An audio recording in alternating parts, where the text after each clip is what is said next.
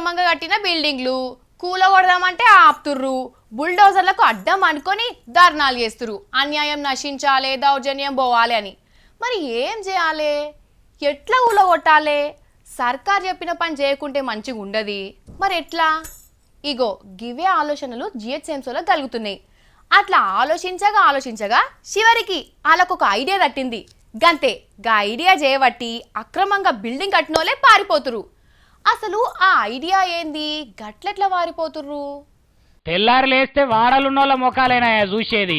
తెలివని జాగల ఎన్ని లత్కోర్ పనులు చేసినా గానీ ఇంటి దగ్గర మాత్రం మంచం లెక్కనే కనిపిస్తారు చాలా మంది.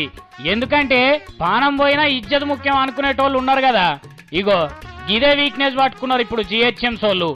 అక్రమంగా కట్టుకున్న బిల్డింగ్లను లొల్లు లేకుండా ఎట్లా కూలగొట్టాలి అని ఆలోచన చేస్తే వాళ్ళ బుర్రలకు ఒక అద్భుతమైన ఆలోచన వచ్చిందట. అది అమలు చేసి కట్టుకున్నోళ్ళే ఇండ్లను వదిలేసిపోయేటట్టు చేస్తారట. వాళ్ళు ఏమేం చేస్తుర్రో చెప్తా ఇనుర్రి. అక్రమంగా ఇండ్లు కట్టుకునే వాళ్ళని ఉంటే వాళ్ళు ఉండే లైన్లో మైకు పట్టుకుని అంతా సాటింపు చేస్తారట. ఫలానా రాజయ్య అనే మనిషి ఇంటిని అక్రమంగా కట్టుకున్నాడు, ఆ జాగా అయినది కాదు, అయినా అండ్లనే ఉంటుండు అని అనేక వాడల పేరు గట్ల మారుమోగిపోతూ ఉంటాడు ఆ మనిషి. అయినా కొందరు చెవులు మూసుకొని ఉంటారనుకోర్రి, వాళ్ళే ఓడతారు పోతారు అనుకుంటా. గసొంటోళ్ళు ఉంటారని తెలిసే ఇంకో పని కూడా చేస్తుంది జిహెచ్ఎంసీ.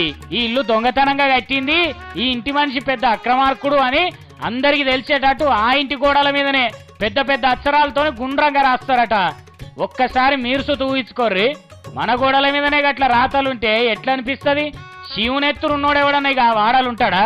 అలా పోరగాన్లు ఇంట్లోకెళ్ళి బయటికెళ్ళి దోస్తులకు ముఖం చూపిస్తారా? ఇజ్జత్తో సగం చస్తారు. అయినా ఇవన్నీ లేనోళ్ళు కూడా ఉంటారు. ఇక వాళ్ళ కోసం ఇంకో సూత్రం కూడా రెడీగా ఉన్నది జిహెచ్ఎంసీల తాన.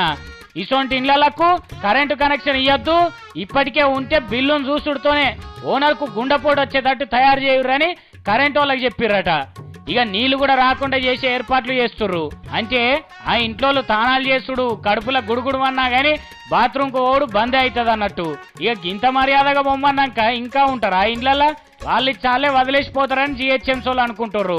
మరి అట్లా పోతే మంచిదే గాని ఇజ్జత్ పోయిందని ఇక్కడ ఏమైనా చేసుకుంటే ఆ పాపం జిహెచ్ఎంసీ వాళ్ళ మీద పడుతుంది కదా. జర్రంత ఆలోచన చేయుర్రి సార్లు, లేకుంటే అస్సలకే ఎసరు వస్తుంది.